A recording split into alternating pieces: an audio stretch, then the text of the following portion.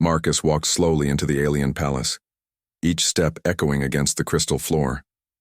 The grand hall stretched wide and high, glowing with strange lights that shimmered like stars trapped inside glass. He felt small in that place, like a shadow, trespassing in a world that did not belong to him. Behind him, two little alien girls held onto his torn shirt with trembling hands. Their eyes darted around, full of fear. They were so young, their small faces still carrying the softness of childhood, but the journey had stolen their laughter. Dust and dried tears clung to their cheeks. They pressed close to Marcus as if his human frame was the only shield they had left in this hostile world.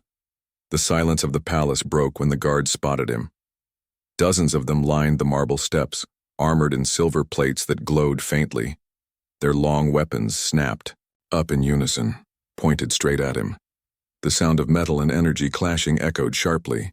Their alien eyes glared with hatred, as if just the sight of a human inside their sacred hall was an unforgivable crime. "Down!" one shouted in their tongue, his voice like thunder. Even though Marcus only knew a little of their language, he understood the meaning well enough. They wanted him on the ground, begging for his life. But Marcus did not move. His body was worn, his muscles weak from days without rest. Yet he stood tall. He lifted his empty hands, showing them he carried no weapon. His heart beat fast, but he could not let fear show, not in front of the girls. One of the children whimpered, hiding her face against his leg. The other clutched his hand tighter, her small fingers digging into his skin. Marcus felt their fear, more strongly than his own. He knew he had promised them safety, and promises were not meant to be broken. The guards shouted again, some stepping forward, their weapons glowing brighter. One wrong move and Marcus would be burned down before the children's eyes. He felt the air thicken, heavy with danger. Then the sound of footsteps filled the hall, soft, graceful, commanding. The soldiers froze and turned their heads. From the high steps at the end of the hall she appeared, the alien princess. She was tall and elegant, her silver robes flowing like liquid light, a crown of crystal resting upon her brow. The hall seemed to bow to her presence. Her eyes, sharp and regal, looked down with cold judgment. The guards lowered their heads, but their weapons stayed fixed on Marcus. The princess's gaze fell on him, scanning the stranger who dared enter her palace. But, before her words could cut the air, Marcus felt the two girls behind him move. They peeked out from his legs, their small faces lighting up for the first time in days. And in that moment the princess's eyes widened, her expression shattered from cold royalty to raw, shaking disbelief. Her lips parted, her hands trembled against her robe, and a whisper slipped from her mouth, so quiet yet so powerful that every guard heard it. "My daughters." The two girls gasped at the sound of her voice. Their fear melted away in an instant.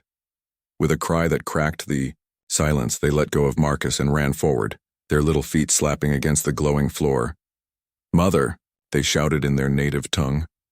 The princess staggered down the steps, her crown slipping, her arms outstretched. She fell to her knees, embracing them with a cry that echoed through the great hall. Tears streamed down her cheeks as she pulled them close, pressing her face into their hair as if to make sure they were real. The guards stood frozen, unsure whether to trust their eyes. The weapons they once raised against Marcus slowly wavered. None dared to fire now. Marcus let out a slow breath. His chest ached, not from wounds, but from the weight he had carried. He had walked through deserts, crossed enemy lands, and fought with his own blood to keep those children alive. And now at last he had brought them home. But as he stood there watching the reunion, he also knew this was not the end. The eyes of the guards still burned with suspicion. The palace was not a place of welcome for a human. And soon questions would be asked, questions heavy with hate.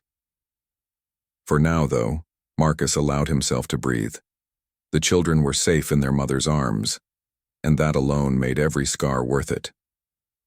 The moment the princess held her daughters, the palace no longer looked like a place of cold crystal and sharp light. It became filled with warmth and the sound of sobs. The two little girls buried their faces against her chest, their tiny hands gripping her robe as if they feared she might vanish if they let go. The princess wept openly. Her tears ran down like shining rivers, soaking the heads of her daughters. For years she had searched. For years she had thought them dead, taken by war, swallowed by fire. Every prayer she whispered at night had been answered in this single moment. "My children, my precious ones," she cried, her voice breaking. "You are alive. You are with me again." The girls trembled in her arms but smiled through their tears. They spoke quickly in their soft voices, their words tumbling over each other. They told her how they had been trapped, how the fire had almost taken them, how they had been so afraid. But in every part of their story, their small hands pointed back toward Marcus. The princess followed their gestures and slowly raised her eyes to him. Marcus stood still, his arms heavy at his sides. He did not smile, nor did he move forward. He simply stood there watching. His face was tired, dirt and blood still clinging to him. Yet there was something unshakable in his gaze. He looked like a soldier who had carried a burden too heavy for his strength, but refused to let it fall. "Thorsumdi." Princess's lips trembled. Her voice was soft now, a whisper filled with both wonder and disbelief. You brought them back to me?" The question hung in the air, fragile, almost too heavy to answer. Marcus lowered his head slightly. His voice was calm, though it carried the weight of exhaustion. "Yes, I promised I would bring them home." The hall grew quieter. Even the guards who moments ago had shouted and threatened seemed unsure. They shifted in their armor, their weapons still in hand, but their faces now carried confusion. One of the little girls tugged at her mother's robe. "He saved us, Mother. He carried us when we were too weak. He gave us food when he had none. He never left us behind." The other child added with a brave little voice, "He fought the monsters. He told us we would see you again. He never lied." The princess's tears grew stronger. She kissed their foreheads, then turned her gaze once more toward Marcus. "You crossed battlefields with them?" she asked. Her tone was sharp, but it was not anger. It was disbelief that a human, a stranger, had risked so much for her blood. Marcus nodded. "Yes, I did what I could. The journey was long." His words were simple, almost too small for the truth he carried. He did not tell her how many times he bled, how many nights he fought against hunger so the children could eat, or how his body nearly gave up under the weight of carrying them through storms. The princess pressed her daughters tighter against her, then spoke again, louder this time so the whole hall could hear. "You saved them when none of my people could find them. You gave me back my heart." Her voice shook, but there was pride in it. The guards stirred uneasily. Many looked at Marcus with suspicion, their old hatred still strong. But even they could not deny what they had witnessed. The children's joy, the princess's tears, it was proof that this human had done what no one else could. Marcus, however, did not let her words lift him. He only said quietly, "They are safe now. That is all that matters." The princess's eyes softened and she almost smiled. But then, as quickly as hope bloomed, a shadow crossed her face. She knew her people. She knew the hate in their hearts. This man had delivered her daughters, yet many in that room would see him as nothing more than an intruder. Still holding her daughters, she rose to her full height. The crystal crown that had fallen earlier was left forgotten on the steps. She did not care. Her hands were filled with something far more valuable. She looked at Marcus again, her voice quiet but filled with meaning. "You will not be forgotten, human." Marcus stood silently, his chest heavy. He was not seeking to be remembered. He was not seeking reward. His only mission had been to keep two frightened children alive. Yet hearing her words, he felt something stir inside, a small warmth, almost like belonging. But as the princess clung to her daughters, Marcus saw the guards exchanging looks, their hands still near their weapons. He knew this was not the end of the danger. The children were safe for now. But for him, the storm was only just beginning. The reunion between mother and daughters should have been a moment of peace, But peace in that palace was fragile. The soft cries of joy began to fade, and the heavy silence of judgment returned. The guards still stood in lines, their weapons glowing faintly, their eyes filled with suspicion. One guard, older than the rest, with scars across his cheek and bitterness carved deep into his face, stepped forward. He was a veteran of many battles, and his voice carried weight among the soldiers. "Your Highness," he said loudly, his words hard as stone, "do not be fooled. The human is a deceiver. He has stolen what is yours to win your favor. He cannot be trusted. Humans are destroyers. They lie, they kill, they betray." The words cut the air like a blade. The princess stiffened, her daughters clinging tighter to her robe. The old guard pointed his weapon at Marcus. "How do we know he did not harm the children himself? How do we know he did not cause their suffering, only to bring them here for his own gain? Humans are capable of such cruelty." The hall filled with murmurs. Some of the guards nodded in agreement, their eyes narrowing at Marcus. Suspicion spread quickly, like fire in dry grass. Marcus did not move. His body remained still, though the heat of the weapons pressed against his skin. He could almost feel the death waiting at their fingertips. The little girls panicked. One of them cried out, "No, that's not true. He saved us." She turned to her mother, her eyes desperate. "Please tell them. Tell them he is good." The other girl, her voice shaking but firm, shouted toward the guards, "He carried us when the ground burned. He gave us his food. He fought the raiders who wanted to take us. He is not bad. He is our protector." Their small voices echoed through the grand hall, but the soldiers' expressions remained hard. The hatred of generations could not be washed away by the words of children. The princess looked between her daughters and her guards, torn. Her heart trusted the children, but her people had always feared humans. If she sided with Marcus too quickly, she risked angering the very soldiers who guarded her throne. Marcus saw her hesitation. He understood. He knew he could not expect instant trust. Slowly, with heavy breath, he lowered himself onto his knees. The sound of his knees hitting the crystal floor rang out. The children gasped, but Marcus's voice was calm, steady, even, in the face of death. "I do not ask for your trust," he said, his eyes focused on the floor. "I do not ask for reward or honor or even safety. I only gave a promise to these two children that I would bring them home." He lifted his head slightly, his eyes meeting the princess's gaze. "If you must kill me, do it. But know this. I did not come here for myself. I came here for them." The words fell heavy on every ear. Even the guards, trained to see humans as monsters, felt the weight of his voice. It was not the tone of a liar or a thief. It was the tone of a man who had carried suffering on his back and asked for nothing in return. The little princesses could not hold back their tears. They ran to Marcus, wrapping their tiny arms around him, shielding him with their small bodies.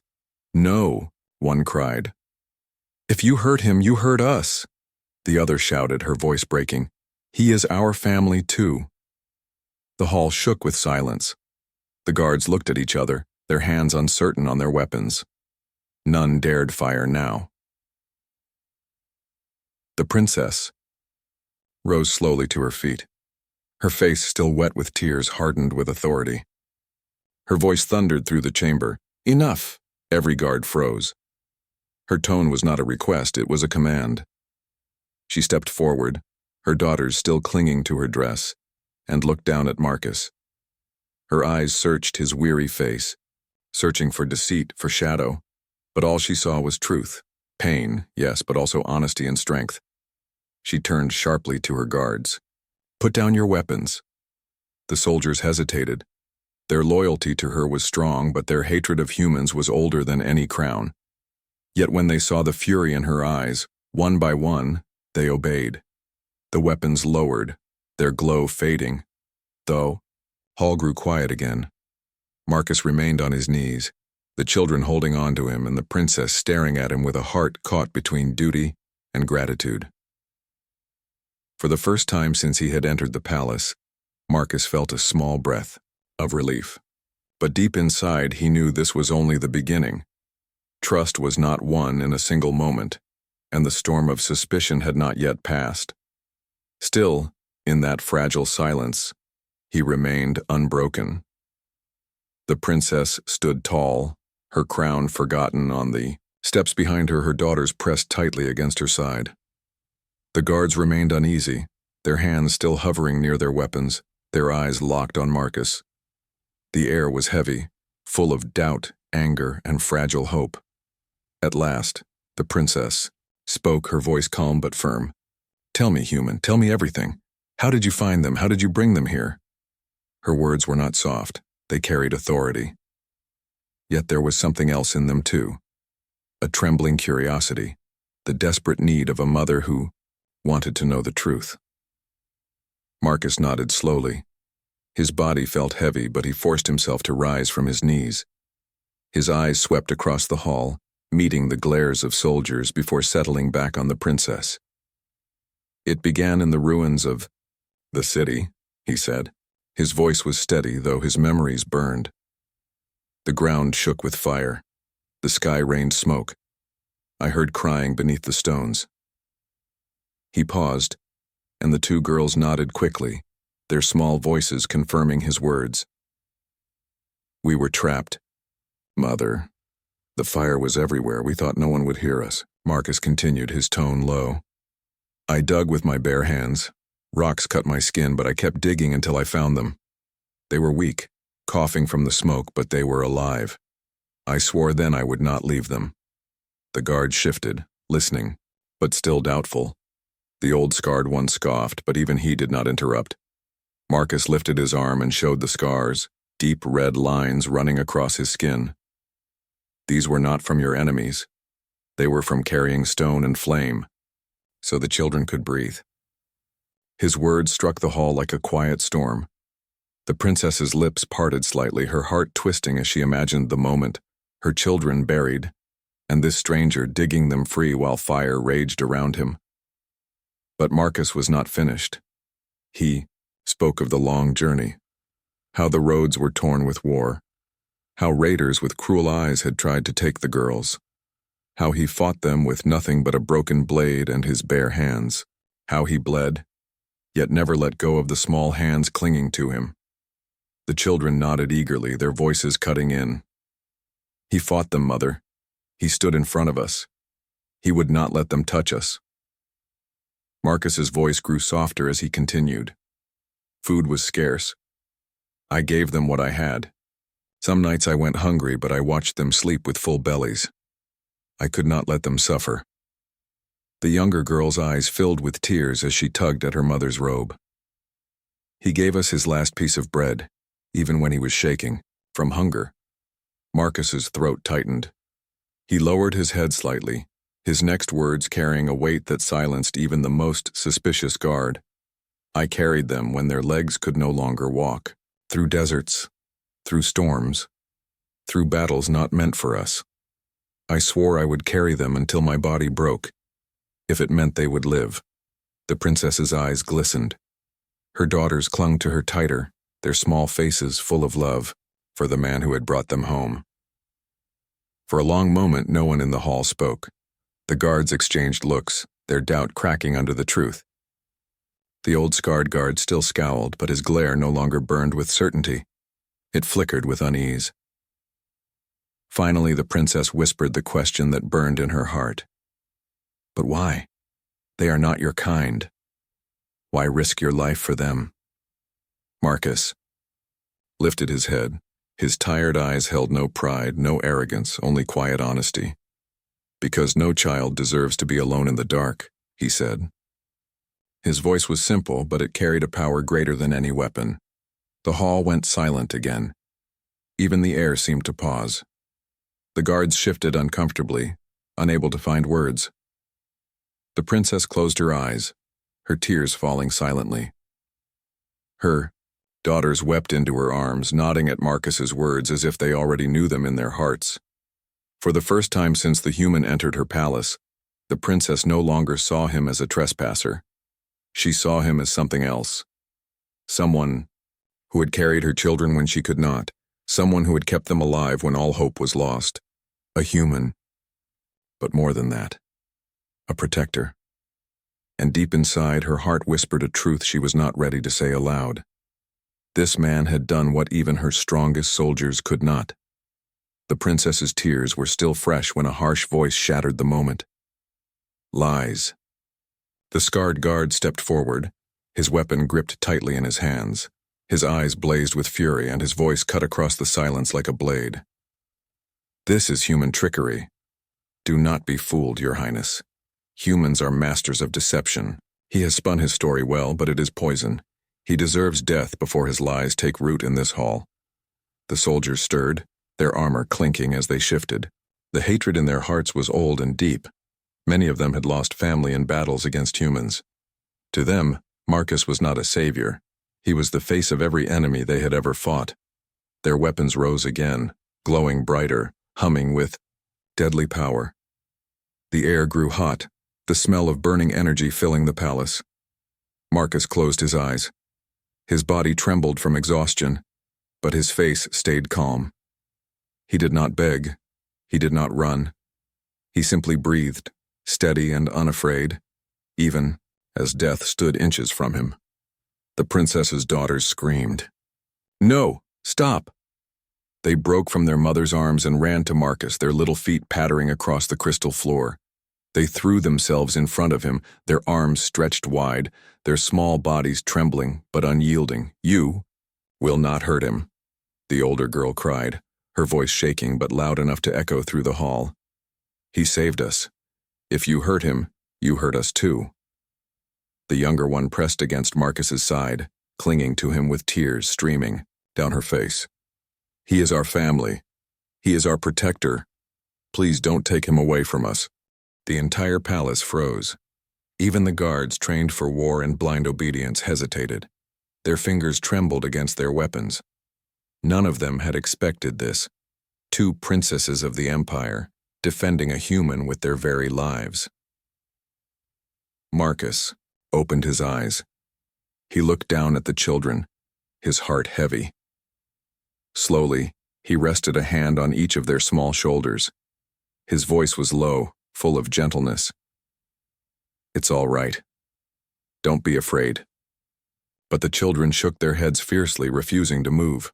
The princess rose suddenly, her silver robe sweeping across the floor.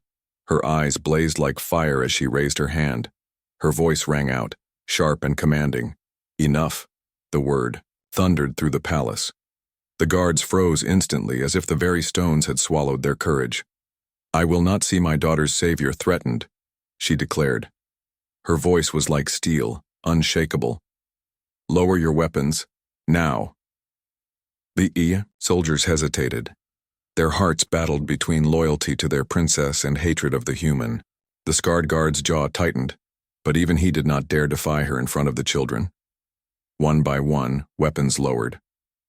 The glow faded from their tips. The hall became silent once more, though the air still pulsed with unspoken anger. The princess stepped forward, her daughters still clinging to Marcus. She stood close enough now to see the lines of pain on his face, the dirt and scars that told the story of his struggle. Her voice softened, but her eyes remained sharp. You carried them through fire and death. You fought for them when even my soldiers could not. For that you will not be touched. The scarred guard growled, his voice low but bitter. This is dangerous, my queen. To protect a human is to invite betrayal. He will bring ruin.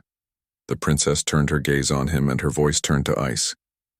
And yet he did what you could not. He brought my children back to me. Question his worth again, and you question mine. The hall fell into silence once more. No guard dared speak. Marcus's knees finally gave way, his strength drained.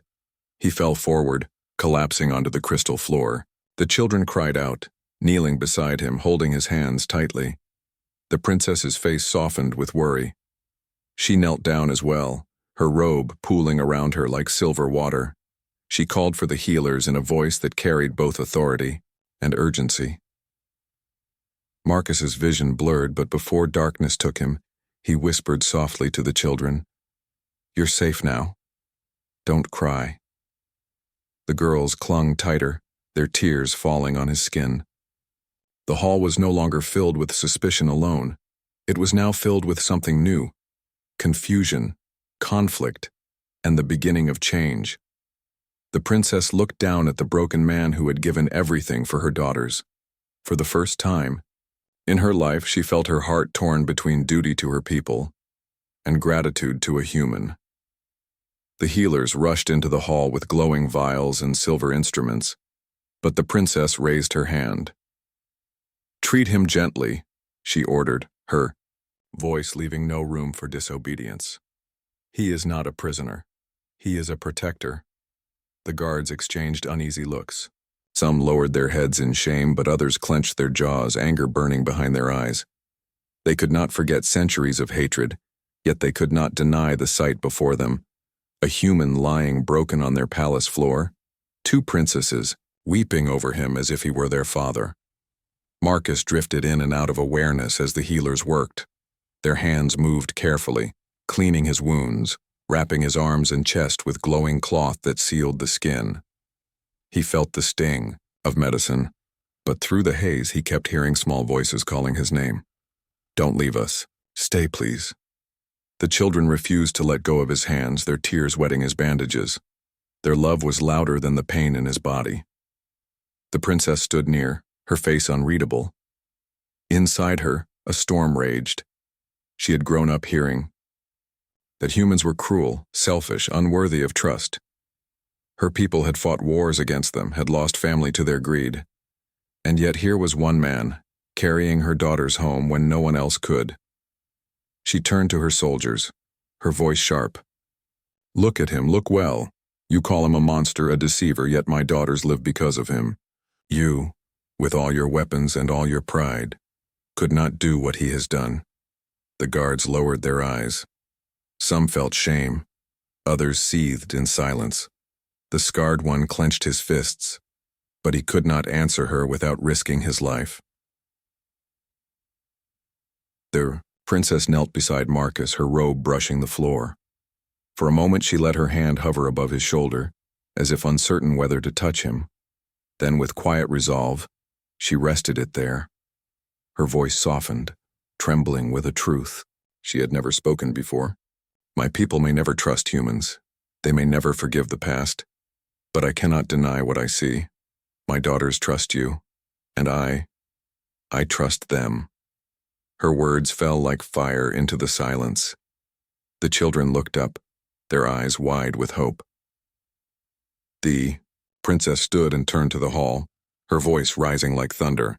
"Hear me, all of you. This man is not an enemy. He is not a thief. He is not a liar. He is family by deed, if not by blood." Gasps rippled through the soldiers. Some bowed their heads, but others shook with disbelief. To call a human family was unthinkable, a challenge to everything they had been taught. Marcus tried to rise at her words, but his strength failed.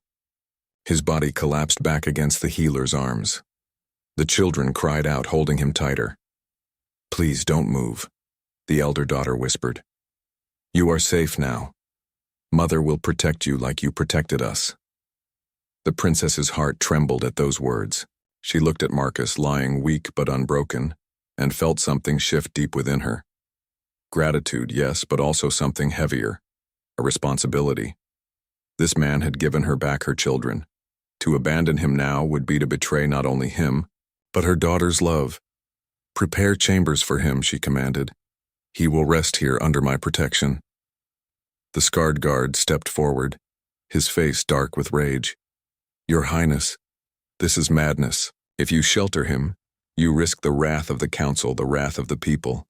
They will never accept a human under this roof." The princess turned her gaze upon him, her eyes sharp as blades. "Then let them come to me. Let them speak their anger. I will answer them. For I am not only their queen, I am a mother, and no mother abandons the one who saves her children." Her words silenced him. He bowed his head, though his fists still trembled with unspoken fury. Marcus drifted toward sleep, his mind foggy. He heard the princess's voice one last time, firm yet gentle. "Rest, human. You are no longer alone." The children leaned against him, their tiny hands holding his as if they would never let go.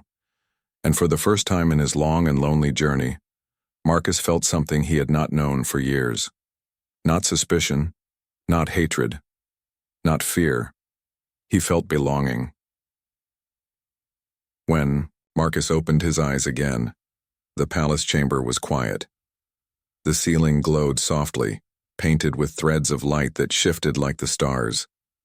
The bed beneath him was softer than anything he had touched in years.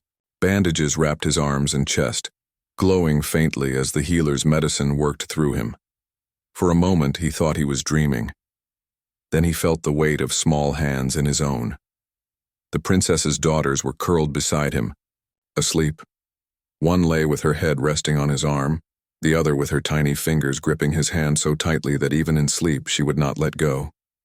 Their soft breaths were steady, peaceful, safe. Marcus stared at them, and for the first time in a long while, his heart eased. The journey had not been in vain. They were home. From the far side of the chamber, a voice spoke quietly. "You are awake." The princess sat in a chair carved from crystal, her silver robes flowing around her. She had been watching him in silence, her eyes unreadable, but when he turned his head toward her, she stood and walked closer. Marcus tried to sit, but pain pulled him back down. The princess raised her hand. "Do not strain yourself. You have done enough." Her gaze softened as she looked at her daughters sleeping against him. "They would not leave your side. Even when I carried them here, they begged to stay with you. I have never seen them cling to anyone so fiercely, not even to me after all these years." Her voice trembled slightly, though she tried to hide it. "You gave them back their mother. You gave me back my heart. That is a gift I can never repay." Marcus shook his head weakly. His voice was rough but steady. "I did not do it for reward. I only did what was right. They were children. They deserved to live." The princess studied him for a long moment. Her people would never accept such words easily. Humans were seen as selfish, always taking, never giving. Yet this man's actions had torn that belief apart. She lowered her head, a gesture of respect no one in the room had ever expected her to give to a human. "Then you are greater than the stories told of your kind. You are greater than the hatred that has lived between us." Marcus's eyes stung, though he fought against the tears. He had been called many things in his life: outsider, intruder, enemy, but never had anyone bowed to him with respect. The princess looked back at her daughters, her voice softer now. "They call you protector, they call you family, they even call you—" She hesitated, then smiled faintly. "Papa." Marcus's heart shook at the word. His eyes closed for a moment as he let the sound of it sink in. Papa. A name he had not heard in years. Not since Earth. Not since the life he had lost. He thought he had buried that part of himself forever. Yet here, two children not even of his kind had